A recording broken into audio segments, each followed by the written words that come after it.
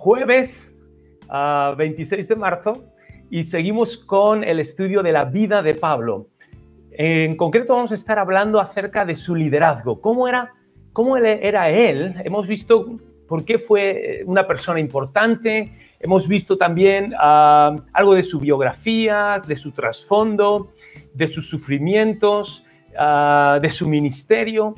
Y ahora vamos a ver acerca de qué era lo que él hacía o cuáles eran sus actitudes para que lo convirtieron en un líder. Vamos a estar estudiando y analizando la vida de Pablo desde el punto de vista, desde la óptica, de su liderazgo. Alguien dijo que el liderazgo es influencia y esa es la capacidad de poder influir sobre la gente, sobre nuestro entorno, sobre aquellos que nos rodean, para bien o para mal. Obviamente, el día de hoy, con el ejemplo que tenemos en las Escrituras de la vida de Pablo, vamos a tomar muchos principios buenos y sanos que nos van a ayudar a conducirnos con esa responsabilidad y a conducirnos en esa autoridad y en ese liderazgo que agrada al Señor y que va a ser de provecho y que va a ser de beneficio para todos aquellos que nos rodean. El líder no es aquel que se sirve de la gente, sino es el que sirve a la gente. El líder no es aquel que usa a la gente para sus propios intereses, sino es aquel que puede identificar los llamados y los dones que las personas que están bajo su responsabilidad, bajo su paraguas, tienen para que las puedan desarrollar y puedan también alcanzar esos planes y esos propósitos por los cuales Dios les dio esos dones y esos talentos, y todos en su conjunto podamos unirnos y podamos sumar y podamos ir empujando hacia ese varón y esa estatura de ese varón perfecto que es Cristo Jesús, como nos dice en Efesios 4. Rolando me dice, aquí estamos en familia, Xiomar también, Guadalupe, saludos, Maite, Portollano, saludos también. Así que, mirar, vamos alguien dijo que liderazgo es influencia. Si tú te crees que estás liderando, si tú te crees que eres un líder y miras para atrás y nadie te sigue, no eres un líder, no estás liderando. Lo único que estás haciendo es dar un paseo por la calle o dar un paseo por el parque a solas y no hay ningún tipo ni de liderazgo ni de influencia en nuestras vidas. Así que todos, de alguna manera, ejercemos un liderazgo, ejercemos una influencia, como decía al principio, para bien o para mal. Hoy la vamos a ver en la vida de Pablo. En los próximos, voy a intentar condensarlo también, a ver si en 40 minutos, ¿vale? Para menos 10, para menos 5, estamos concluyendo este estudio. Ahora, como no puede ser de otra manera, vamos a leer una porción de la Escritura. Si tienes allí la Biblia, ve conmigo a Primera de Tesalonicenses, capítulo 2, y vamos a leer de los versículos del 1 al 12. Y sobre estos versículos lo vamos a leer del tirón porque nos van a ayudar a tener un contexto general de todo lo que era la labor, el corazón, las actitudes, las palabras, el lenguaje, el estilo de Pablo hacia una de las congregaciones que él mismo había fundado en su segundo viaje misionero. Así que, mirar, Primera de Tesalonicenses 2, del 1 al 12, yo de todas maneras, por aquellos que no tengan una Biblia a mano, sí que lo voy a leer, ¿de acuerdo? Mira, allí tenemos a Junior, ¿de acuerdo? Pues también a Fanny, también, hola. Bueno, dice el apóstol Pablo, dice, porque vosotros mismos sabéis, hermanos, que nuestra visita a vosotros, a los de Tesalónica, dice, no resultó vana, no fue estéril, no fue infructuosa, pues habiendo antes, fijaros, padecido, eso lo hablamos el miércoles, la semana pasada, de los sufrimientos y de los padecimientos de Pablo, habiendo antes padecido, sido ultrajados en Filipos, como sabéis, tuvimos de nuevo valentía en nuestro Dios para anunciaros el Evangelio. En medio de gran oposición, porque nuestra exhortación no procedió de error, ni de impureza, ni fue por engaño, sino que según fuimos aprobados por Dios para que se nos confiase el Evangelio, así hablamos, no para agradar a los hombres, sino a Dios que prueba nuestros corazones, porque nunca usamos de palabras lisonjeras, como sabéis, ni encubrimos o ocultamos o había debajo de nuestras palabras y de nuestro mensaje había avaricia. No, dice Dios es testigo. Versículo 6, no buscamos la gloria de los hombres, ni tampoco de vosotros, ni de ningún otro, aunque podíamos seros carga como apóstoles de Cristo. Dice, antes fuimos tiernos entre vosotros, como la nodriza que cuida con ternura a sus propios hijos. Tan grande, fijaros, versículo 8, es nuestro afecto por vosotros que hubiéramos querido entregaros no solamente un mensaje, sino nos hubiera encantado y hubiéramos... Porque os acordáis, hermanos, de nuestro trabajo y de nuestra fatiga, cómo trabajando, fijaros, de noche, de día, para no ser gravosos a ninguno de vosotros, os predicamos las buenas nuevas, el Evangelio de Dios. Dice vosotros, a ver, esto no me lo estoy inventando, esto no es una historia, no es un cuento, no es un relato ficticio, dice vosotros sois testigos. Lo habéis visto con vuestros propios ojos, podéis dar testimonio. Y no solamente vosotros, sino que Dios también, de cuán santa, fijaros, justa e irreprensible nos comportamos con vosotros los creyentes. Así como también sabéis de qué modo, como el Padre a sus hijos, exhortábamos, consolábamos, ¿de acuerdo?, a cada uno de vosotros de manera personalizada, no solamente general, sino personal. Y termino en el versículo 12 diciendo, y os encargábamos que anduvieseis como es digno de Dios, que os llamó a su reino y a su gloria. Fijaros, vamos a ver el corazón de Pablo. De la abundancia del corazón habla la boca, y yo creo que también de la abundancia del corazón se transmite nuestro comportamiento, nuestros hábitos, nuestras prioridades, a qué le dedicamos tiempo y cómo hacemos las cosas. Así que, fijaros, en Hechos 17, la iglesia de Tesalónica se funda en el segundo viaje misionero. Recordamos, Pablo hizo tres viajes misioneros.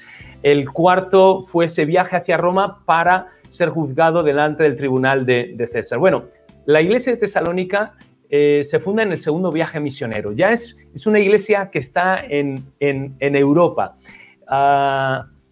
Y tal era el corazón de Pablo que se preocupaba tanto que constantemente él estaba escribiendo cartas para ver cómo era el estado, la situación de los hermanos, de los creyentes.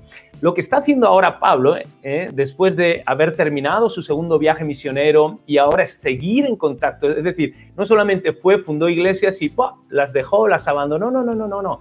Él, su liderazgo entendía que debería ser constante, permanente, debería estar presente, a pesar de las distancias, a pesar de las dificultades, ¿no?, de aquella época. No disfrutaban como nosotros de todas estas herramientas y de toda esta tecnología.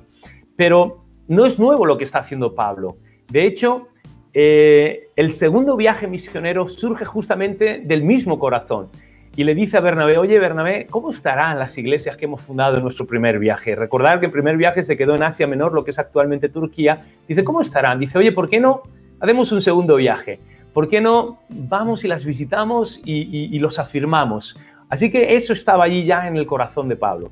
Y de hecho fue a Tesalónica, venían de Filipos, si recordamos un poquito, Filipos, cárcel, fueron ultrajados, fueron azotados, no se les reconoció su ciudadanía romana. O sea, venían de unos días y de una etapa anterior, antes de llegar a Tesalónica, muy complicada. Hemos leído que fueron ultrajados y bueno, fueron muy perseguidos y tuvieron muchísima dificultad. Pero ahí seguían, ¿de acuerdo? Y vemos que, recordar otra cosa también, Tesalónica, esta primera y segunda carta a los tesalonicenses son de las primeras cartas, o tal vez las primeras cartas que el apóstol Pablo escribe. Esto nos sitúa para el año 49. Sí, 48-49 después de Cristo. Junto con la carta a los Gálatas son estas tres primeras cartas que Pablo va a escribir. La de Gálatas, por un lado, si entendemos que escribió a los Gálatas del sur, ¿vale?, a los Gálatas de la parte administrativa. Entonces, Gálatas lo situamos también en el año 48-49 y a los tesalonicenses. Y los enemigos de Pablo, que al final son los enemigos de Dios, estaban utilizando, por lo menos al principio, aunque después en el año... segundo bloque en el que Pablo escribe cartas, que para el año 55-56, que ahí encontramos primera y segunda de Corintios, encontramos también la carta a los romanos, también tiene que defender su ministerio y también tiene que defender su apostolado. Pero vemos que la estrategia de los enemigos era muy sencillo. Para desvirtuar el mensaje, lo que tenemos que hacer es desvirtuar al mensajero. Si matamos al mensajero y destruimos al mensajero, también matamos y destruimos el mensaje. ¿Por qué? Porque si no hay mensajero, obviamente no hay mensaje. Así que eran ataques constantemente, una y otra vez, por parte del diablo y por parte de todos estos falsos maestros, falsos ministros, y los ataques se centraban, fijaros, no tanto en el mensaje, que luego obviamente se adulteraría y se cambiaría, pero se centraban los ataques en la persona, en el mensajero, en el ministro, en el obrero. Entonces vamos a ver cómo Pablo, de estos 12 versículos que hemos leído, hay una primera parte que él va a estar como a la defensiva, va a estar poniendo ahí su escudo y repeliendo todas estas mentiras y todos estos ataques, todas estas difamaciones, calumnias que se estaban vertiendo sobre su vida. Pero luego la segunda parte de estos 12 versículos que hemos leído va a empezar en un aspecto más positivo, en el sentido de que nos va a revelar qué es lo que él hacía. Así que primero hay una buena defensa para después pasar al ataque y pasar a desplegar cuáles son las actitudes, las acciones, las motivaciones, el comportamiento de los líderes, de aquellos que sirven al Señor y que tienen personas bajo su responsabilidad, en este caso de la iglesia. Así que si os parece bien, si os parece bien, vamos a ir versículo por versículo. Aquí hago un paréntesis, miro por aquí y a ver, desde Fanny tenemos, que nos saluda también a todos, perfecto. Pues mirar, vamos a leer el primer versículo, vamos a empezar a sacar y a entender cómo era el liderazgo, de qué manera lideró e hizo y se convirtió en este gran hombre de Dios usado por Dios para extender el evangelio. Versículo 1 nos dice, estoy en 1 Tesalonicenses 2, porque vosotros mismos sabéis, hermanos, que nuestra visita a vosotros no resultó vana. El primer aspecto que vemos del apóstol Pablo, y no solamente aquí, pero bueno, esto no va a ser un estudio exhaustivo, pero por lo menos muy representativo. Y la primera, ¿cómo le podríamos llamar? Aspecto, ingrediente, si quieres, del apóstol Pablo, es que su liderazgo era un liderazgo cercano. Vemos la cercanía de Pablo. Él era apóstol, sí, todo lo que tú quieras, pero él siempre se condujo, él siempre habló, él siempre se dirigió a las personas de una manera muy cercana, muy personal. Vemos que aquí los ha llamado hermanos, pero fijaros, no nos vamos a centrar solamente en la palabra hermanos, que nos habla obviamente de esa cercanía, de romper bajo. No, él se situó hermanos, es decir, nosotros todos somos hijos de Dios, por lo tanto, si somos hijos de Dios para con Él, nuestro Padre, eso nos constituye los unos con los otros en hermanos. Y eso era lo que había, una relación y una vinculación fraternal.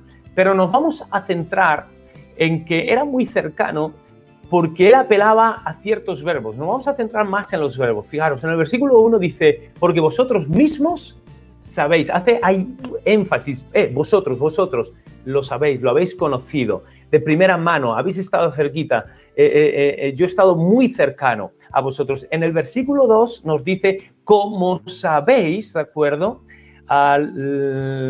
Dice, tuvimos de nuevo en nuestro Dios para anunciaros el evangelio. En el versículo 5 nos dice, nunca usamos de palabras lisonjeras, ¿cómo sabéis? En el versículo 9 dice, porque os acordáis, hermanos, de nuestro trabajo. Y en el versículo 10 dice, porque vosotros sois testigos. Eso nos habla de una cercanía, constantemente apelando a esa relación, a ese conocimiento, a esa comunión que habían tenido, constantemente apelando a esos verbos y también a esa posición de hermanos. Así que yo creo que hay un dicho que el pastor debe oler a ovejas y que yo creo que es un ingrediente, un aspecto, un requisito que debe haber en todos aquellos que servimos al Señor y que tenemos algún tipo de responsabilidad o que pretendemos tenerla en el futuro. Creo que las iglesias, las congregaciones, la grey del Señor necesitan líderes que sepan tratar de una manera personal, de una manera normal, de una manera natural, de una manera cercana, transparentes, como he dicho, con naturalidad, con esa transparencia. Entonces, creo que es lo que la iglesia necesita y vemos cómo en el liderazgo de Pablo operaba este principio de cercanía y eso hizo que la gente lo pudiera conocer, eso hizo que él pudiera conocer a la gente, que la gente lo pudiera seguir, entender y crear esos vínculos, ¿de acuerdo?, para estar juntos y que lo pudieran seguir. Así que ese es el primer principio. Ahora, más adelante, en el versículo 1 y en el versículo 2, se nos dice que como ellos antes de llegar a Tesalónica, recuerda, venían de Filipos, la cárcel, azotados, ultrajados y demás, se nos dice cómo habían padecido y habían sido ultrajados. Ahora,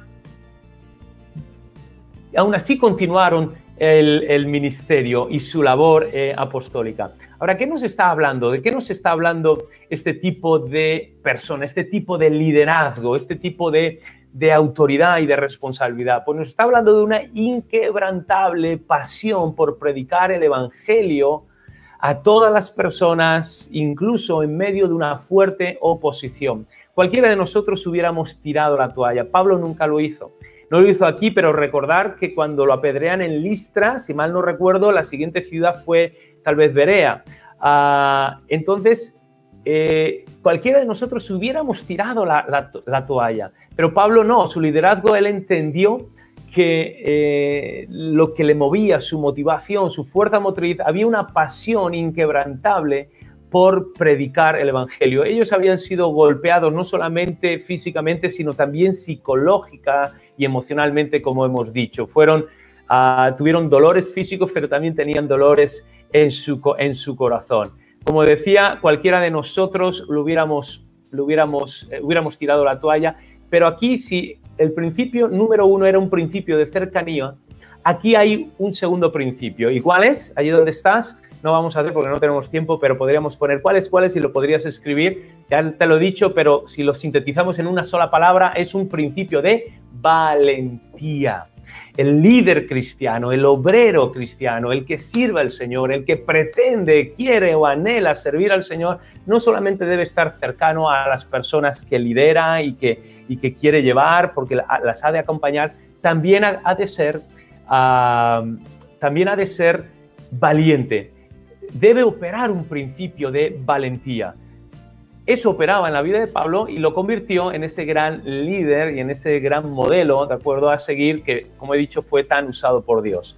Una de las características es el denuedo y es la valentía, y constantemente es algo que el Espíritu Santo derramaba sobre la iglesia primitiva. Pablo se lo diría a Timoteo, que no era el mejor candidato en lo físico, porque mira, tenía una salud frágil, era enfermizo, tenía un perfil y una personalidad también frágil, era tímido.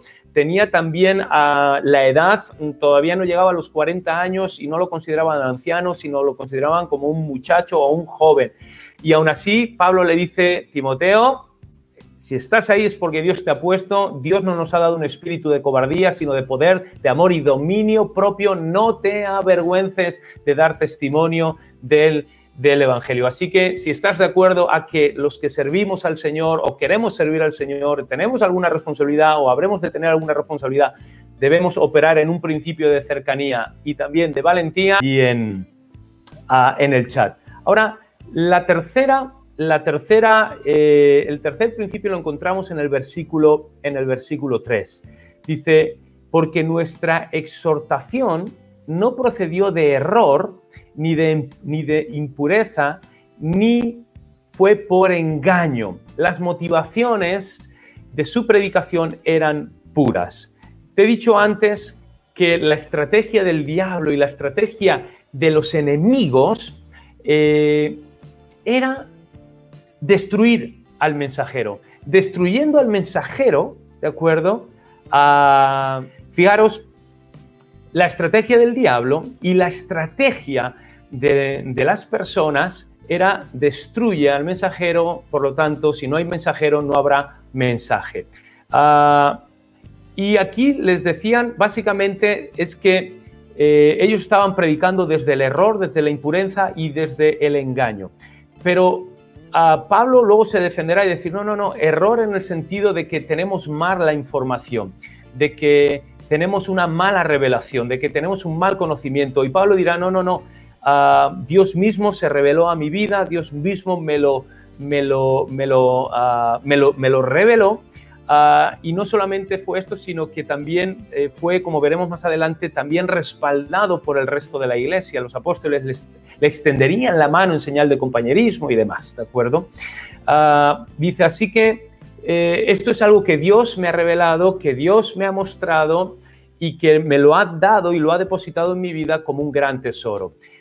Por lo tanto, no hay un error, no hay una mala información, una mala revelación. No es una revelación de hombres, es una revelación de Dios. Son las buenas nuevas, no son las noticias humanas, son las noticias de Dios para los hombres. Sus motivaciones, dice, para nada eran impuras, sino todo lo contrario. Lo hemos visto cuando lo leíamos, dice, mirad que nos hemos conducido de manera irreprensible, de manera justa y de manera pura, ¿de acuerdo? Luego lo veremos que Pablo dice, hemos sido probados y hemos sido aprobados. Hay una aprobación de parte de Dios y dice, y no hay un engaño. Dice, nosotros no queremos ni engañar, ni manipular, ni sacar el dinero. Es más, los que nos acusan son los engañadores. Los que nos acusan son los que se están sirviendo del evangelio para vaciar los bolsillos de la gente. Están medrando con el evangelio. La palabra medrar, verbo medrar, es sacar un beneficio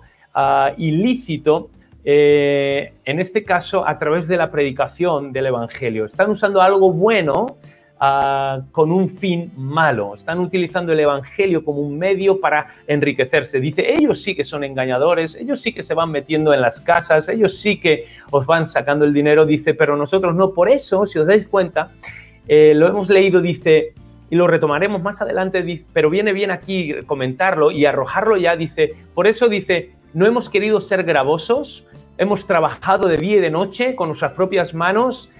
Podríamos haber tomado obviamente un sustento por parte de la iglesia, es lícito y es correcto delante de Dios, dice, pero para evitar acusaciones y para evitar piedras de tropiezo, dice, lo hemos dejado así. Por lo tanto, aquellos que nos dicen que nuestro mensaje es erróneo, está equivocado, no es así, porque es el evangelio de Dios. Aquellos que nos dicen que somos impuros y vosotros conocéis nuestra vida y habéis visto nuestro testimonio, sois testigos de que somos irreprensibles. Y aquellos que nos dicen que somos unos vividores y que nos queremos aprovechar, dice, vosotros habéis visto cómo todo esto no es así, dice, porque hemos trabajado con nuestras propias manos. Así que aquí hay un principio de tener una motivación correcta. Principio de motivaciones. ¿Qué es lo que nos mueve servir al Señor? ¿Es la fama? ¿Es el que nos vean? ¿Es el que nos aplaudan? ¿Es tener autoridad? Ese principio de la motivación correcta. Si servimos al Señor, debemos guardar, los líderes, aquellos que tenemos responsabilidad, debemos guardar siempre la motivación correcta. Es muy fácil desviarnos. Aquellos que pretenden servir al Señor, debemos siempre guardar esa motivación correcta. Así que, ¿qué hizo que Pablo fuera tan grande? Un principio de cercanía, un principio de valentía y también un principio de motivación, en este caso, correcta. El siguiente punto lo encontramos en el versículo 4. Que fuimos aprobados, pero porque el Señor nos prueba. Tantas veces hemos dicho, todos queremos ser aprobados, pero antes de ser aprobados necesitamos ser probados. Tiene que venir la prueba, tenemos que ser refinados, tenemos que aprobarla para después que se nos pueda certificar. Versículo 4, Pablo dice, nosotros fuimos aprobados por Dios y se nos confió el evangelio. Es un tesoro que se nos ha depositado. Dice, y así hablamos, dice, no para agradar a los hombres, sino a Dios que prueba nuestros corazones. Dios ha probado nuestros corazones. Dios ha visto la realidad, ha visto las motivaciones y las intenciones. Y alguno dirá, bueno, hago un paréntesis, todo parece que va bien. Y alguno dirá, Fernando, ¿cuál es la diferencia entre una motivación y una intención? Bueno, la motivación tiene que ver más con el por qué hacemos las cosas. La motivación es lo que nos motiva, el por qué hago las cosas. ¿Cuál es la razón? Tiene que ver más con el origen. Y la intención tiene que ver más con a dónde quiero llegar, el para qué hago las cosas, cuál es la finalidad, qué quiero sacar de todas estas cosas. Y nosotros como líderes debemos siempre guardar nuestro corazón y guardar las motivaciones, el por qué hacemos las cosas y las intenciones para qué hacemos las cosas de manera correcta. Constantemente examinarnos, escudriñarnos, presentarnos delante del Señor, mirarnos en el espejo, nosotros mismos y en el espejo también de otras personas que nos puedan hablar y nos puedan decir, Fernando, creo que tu motivación ya no es pura. Creo que tu motivación ya no es correcta. Creo que tu intención ya no es la adecuada, la apropiada. Te has desviado. Entonces, nos tenemos que mirar en el espejo delante de Dios, en el espejo delante de nosotros mismos con nuestra conciencia y también en el espejo de los demás que nos puedan hablar. Así que no tengamos miedo a examinarnos delante de Dios, delante de nosotros mismos y también delante de la gente. Pablo, y no tenemos tiempo, pero en 1 Timoteo capítulo 1, cuando describe las características de los buenos maestros, dice que tienen una fe sincera y una buena conciencia. Pablo diría que él se examinaba y se escudriñaba. Yo me imagino que a Pablo no le gustaba que nadie lo juzgase, igual que a nosotros.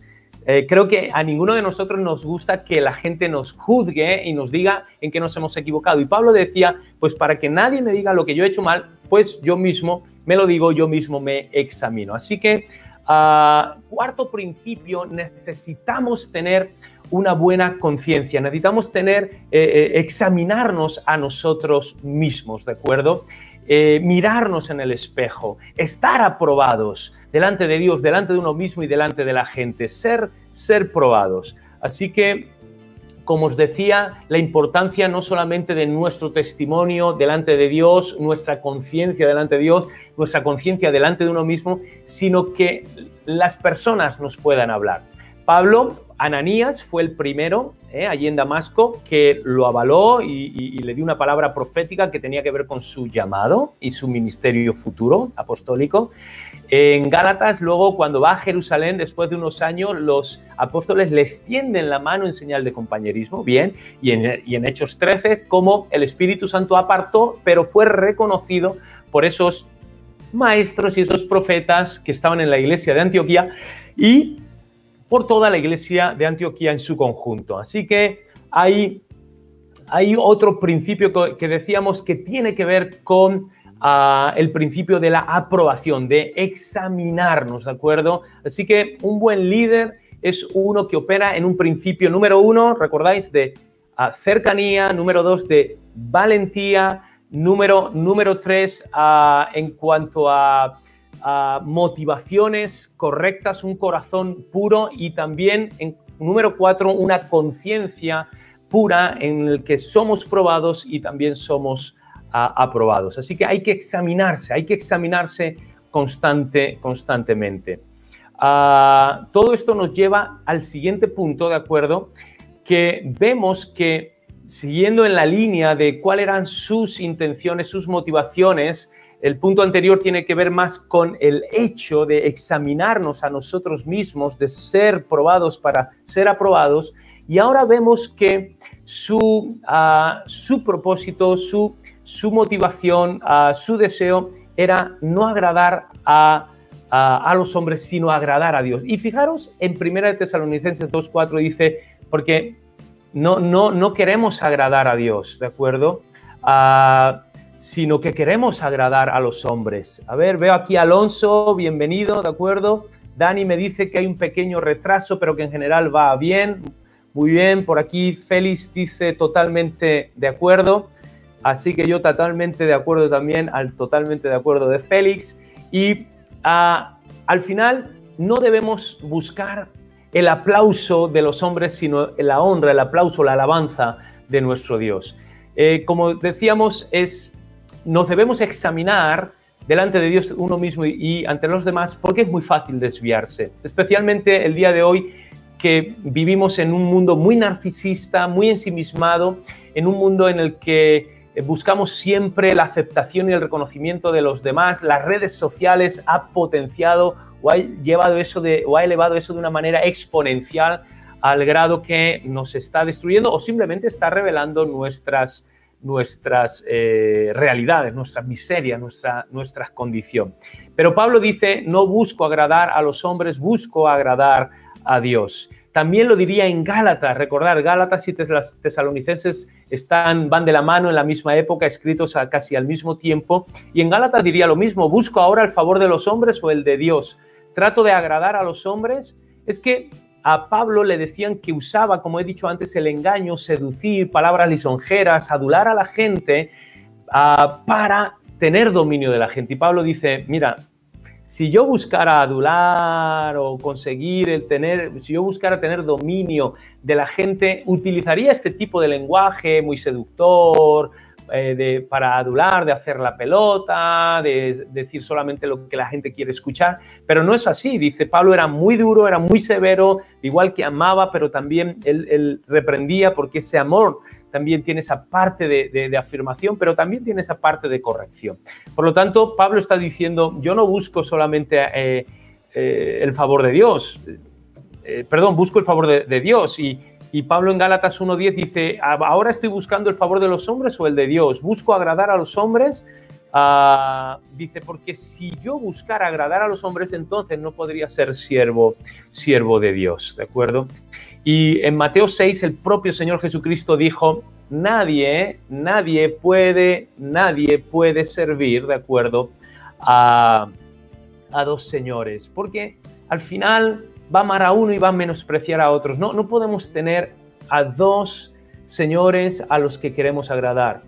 O Jesucristo es nuestro Señor a quien queremos agradar y nos comprometemos con Él, o la gente del mundo, las personas, esta sociedad es nuestro Señor, nos comprometemos con ellos y buscamos agradarle.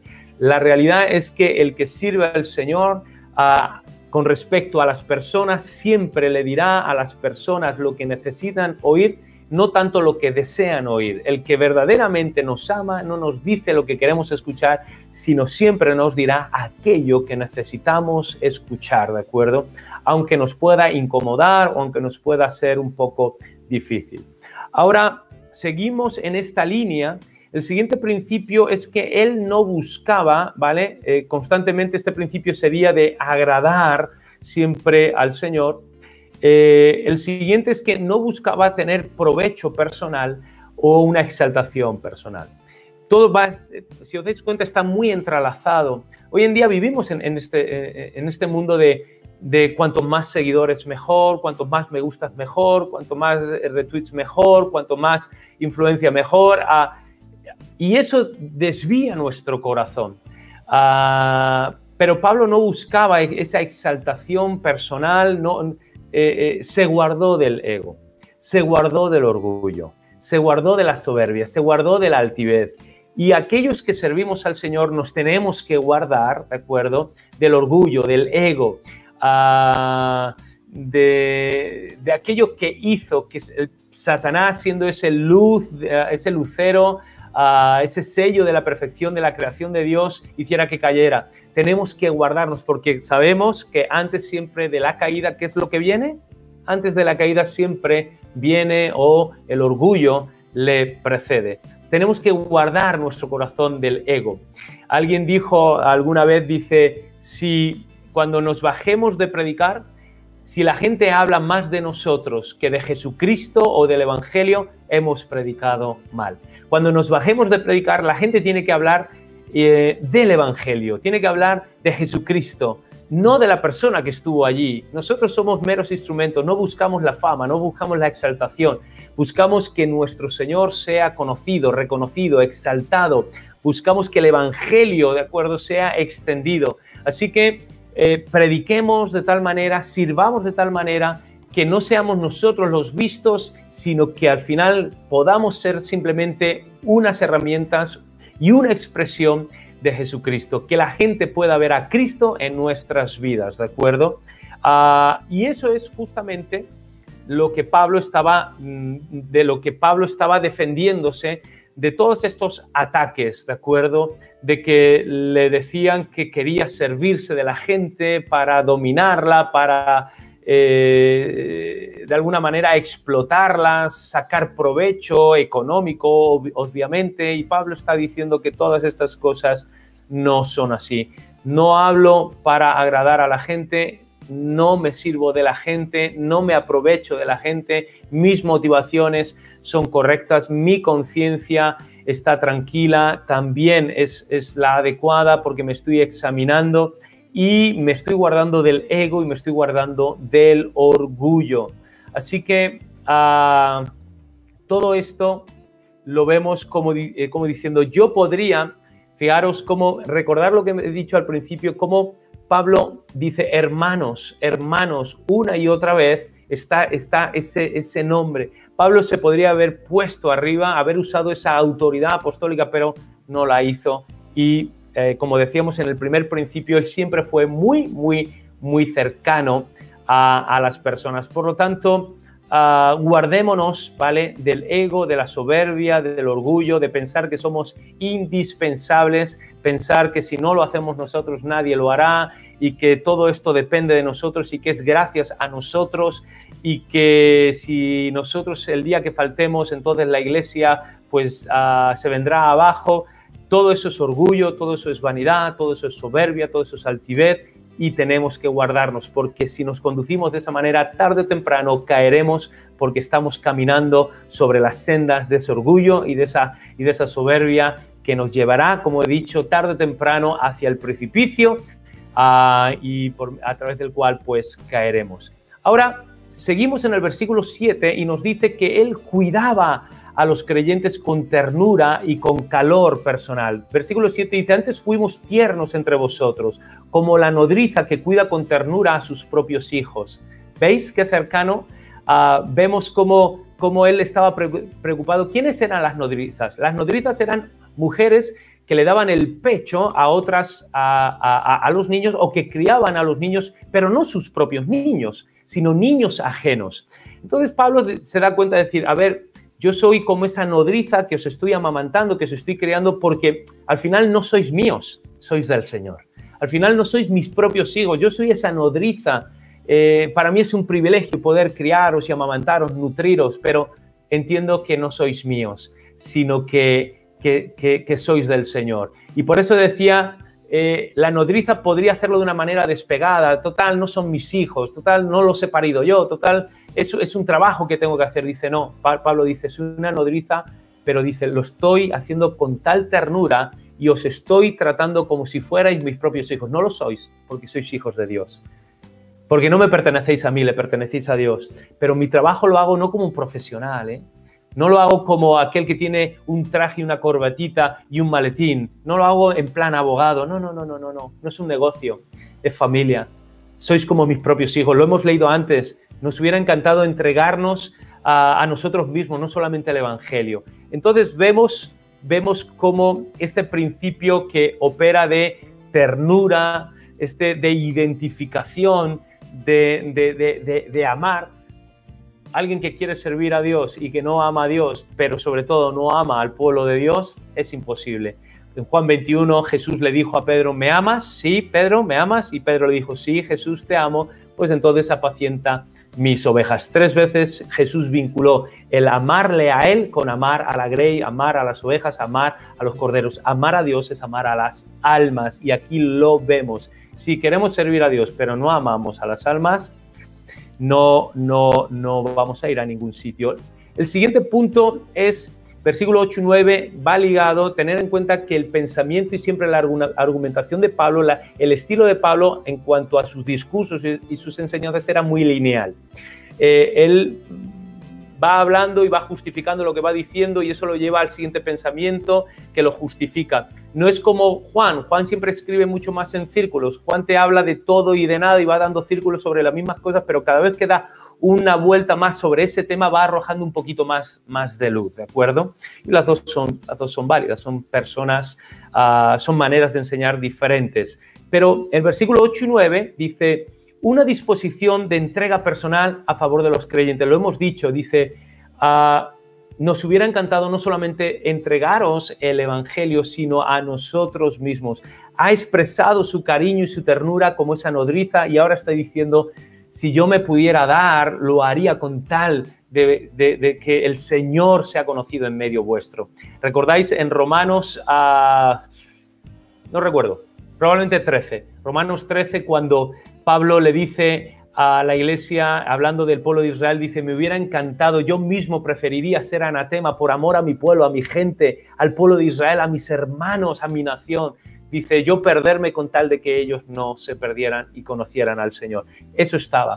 Debemos tener, para servir en el liderazgo, debemos entregarnos a la gente, sacrificarnos por la gente, alcanzar a la gente y darnos a nosotros mismos. En 2 de Corintios 12:15, y yo mismo con el mayor placer gastaré lo mío, aun yo mismo me gastaré del todo por amor de vuestras almas, decía el apóstol Pablo. Así que ese principio de entregarnos también a la gente, de ese principio de sacrificio y de entrega personal a la gente. Nosotros debemos invertir, ¿de acuerdo? Servir y sacrificarnos. Cristo dijo, en el mundo los que están arriba en autoridad se sirven de la gente, en el Evangelio, en el reino de Dios, no. Los que están arriba sirven a la gente. Cristo dijo, no he venido a ser servido, sino a servir y a dar mi vida en rescate por muchos. Ese es nuestro modelo. Constantemente, el que no sirve a Dios y el que no sirve a la iglesia, se sirve de Dios y se sirve de la iglesia. El que no sirve a los hermanos, se sirve de los hermanos. Así que tengamos ese espíritu de servicio y de entrega. El liderazgo no es nominal, no es posicional, no es un título, no es un despacho, no es una mesa, no es una silla, es un servicio, es una función. Por eso el que no sirve, el que no sirve, ¿de acuerdo? Así que tengamos también ese principio de servicio y de entrega a los demás. Seguimos en el versículo 10, dice, vosotros sois testigos, ¿de acuerdo? No me lo estoy inventando, podéis dar testimonio de cuán santa, justa y irreprensiblemente nos comportamos entre vosotros. Debemos ser modelos. Pablo era un modelo, él no tuvo temor de poder decir, como en 1 Corintios 11:1, sed imitadores de mí, así como yo soy de Cristo. Cuando no sepáis qué hacer, cuando tengáis una duda y haya confusión de decir, bueno, ¿qué es lo que haría Pablo? ¿Qué es lo que nos enseñó? Pablo estaba tan identificado con Cristo y él era un modelo de Cristo tan fuerte que Pablo decía, ser imitadores de mí porque no va a haber ningún problema porque yo soy un imitador de Cristo. Yo soy una fiel copia o reproducción, soy un clon, si quieres, del Señor Jesucristo. Tenemos que ser modelos. El líder, aquellos que servimos al Señor, debemos ser modelos, debemos ser ejemplares. Aquellos que pretenden servir al Señor, que quieren servir al Señor, que está en su corazón, debemos estar trabajando en ser modelos, no perfectos y no irreprensibles, no en cuanto a no tener defectos, pero sí modelar, tener un estilo de vida, un comportamiento, establecer patrones de conducta que puedan ser reproducibles, que puedan ser replicables por las personas que nos ven. Decir, oye, yo quiero hacer esto que hace Fernando, oye, yo quiero hacer esto que hace José Mario, que hace Félix o Javier, yo quiero hacer esto que hace tal persona. Creo que es digno de imitar, porque al final siempre estamos poniendo nuestros ojos en las personas, así que seamos sabios en quién ponemos nuestros ojos y nosotros seamos modelos, ¿de acuerdo?, para las demás personas. Y termino ya en el versículo 11, ¿de acuerdo?, cuando Pablo dice exhortando y consolando a los creyentes. Y fijaros, antes nos había hablado de que él se identificaba con una mujer, con una nodriza, pero ahora se identifica con un padre. Y ahora toma esa figura paterna. Tristemente, hoy en día, donde todas las barreras de una manera insana, insensata, necia, iba a decir estúpida, pero ¿la he dicho en voz alta? Estamos rompiendo las barreras que nos distinguen el hombre y la mujer como estuviera mal ser distintos, en lugar de entender que nos complementamos y que nos fortalecemos y que nos enriquecemos. Ahora queremos ser igual y lo que se ha logrado es que el hombre ya no sea hombre y que la mujer ya no sea mujer y que ahora seamos una cosa rarísima. Pero la Biblia nos habla de que el hombre es hombre, de que la mujer es mujer, que el hombre tiene ciertos roles, que la mujer tiene ciertos roles y que los dos nos complementamos y los dos podemos expresar esa imagen de Dios en el matrimonio, en la familia, en nuestra paternidad. Y aquí Pablo no tiene temor de decir, mira, de la mujer, fíjate, esta ternura, este cariño, este afecto, esta cercanía. Dice, yo me identifico con esto de las mujeres, es admirable, es ejemplar. Y ahora dice, pero ahora como padre, a la hora de exhortar, a la hora de consolar, a la hora de dar afirmación, identidad, ¿de acuerdo? Yo me identifico con ese padre. Por lo tanto, aquí vemos que ahora Pablo está diciendo, debemos los líderes debemos ser como esos padres también, esas figuras de referencia, de identidad, de seguridad, ¿de acuerdo? Para la gente. Y no debemos tener miedo a eso y debemos exhortar, hacer que la gente se mueva y debemos consolar y ser esos padres que en medio de la aflicción y de la dificultad están presentes y no ausentes. La iglesia es una iglesia que tiene un Padre Celestial y nosotros los que servimos al Señor o pretendemos servir al Señor debemos ser padres. La iglesia no puede ser gente huérfana porque no lo es ni en el cielo y no debe serlo tampoco en la tierra. Y nosotros los que servimos al Señor, ¿de acuerdo? Debemos ejercer también esa paternidad, que no hay una orfandad en la iglesia. Y ahora sí, la meta y último punto, la meta de su ministerio era que los creyentes, por un lado, anduviesen como es digno del Evangelio y por otro lado, que todo esto resultara, y con eso me voy a quedar, porque el otro ya creo que lo hemos dicho mucho, ¿no? Que todo esto es para que caminemos bien, ¿de acuerdo? Como es digno del Evangelio. Claro, Pablo aquí estaría diciendo, a ver, chicos, que yo estoy haciendo todo esto y las estoy pasando mal, canutas, y todo esto, y no es para que al final sea en vano. Pablo lo decía, no ha sido en vano. Entonces, lo único que os pido es que, por favor, que todo esto no sea en vano, sino que caminéis como es digno del Evangelio, que seáis coherentes con lo que creéis, que haya una identificación con vuestra fe, vuestras creencias y vuestras obras, que caminéis como es digno del Evangelio, que estéis a la altura del Evangelio, que estéis a la altura de vuestro llamamiento, que estéis a la altura del reino de Dios. Pero que todo esto resulte y redunde ¿en qué? En que Cristo, en que Dios sea glorificado. Por eso dice versículo 12, dice que caminéis como es digno de Dios, que os llamó a su reino y a su gloria. La última intención, recordar intención, el para qué hacemos las cosas, dónde queremos ir, la intención última de aquellos que servimos o sirven al Señor no puede ser otra sino la gloria de Dios. Todo esto es para que nuestro Dios sea glorificado, exaltado. No a nosotros, diría el Salmo 115, no a nosotros, no a nuestro nombre, sino a ti, oh Dios, a tu nombre sea dada toda la gloria. Todo esto es para que el que sea visto, conocido, reconocido, exaltado, no nosotros, sino nuestro Dios. Él es el único digno, el único que nos ha creado, el único que nos ha dado la vida, el único que nos ha amado, el único que nos ha rescatado, nos ha redimido, ha tomado nuestro lugar que merecíamos en la cruz, ha resucitado, ha vencido a la muerte, el único que se merece todo el crédito, todo el honor, toda la gloria, todo el reconocimiento, toda la alabanza, todo el imperio, el honor, la exaltación, la gratitud, no soy yo, no eres tú, no es nadie, el único digno de ser glorificado es Él. No hay otro nombre dado a los hombres, ¿de acuerdo?, por el cual podamos ser salvos, y ese nombre es el nombre de Jesucristo, y solamente ese nombre es el que ha sido exaltado hasta lo sumo.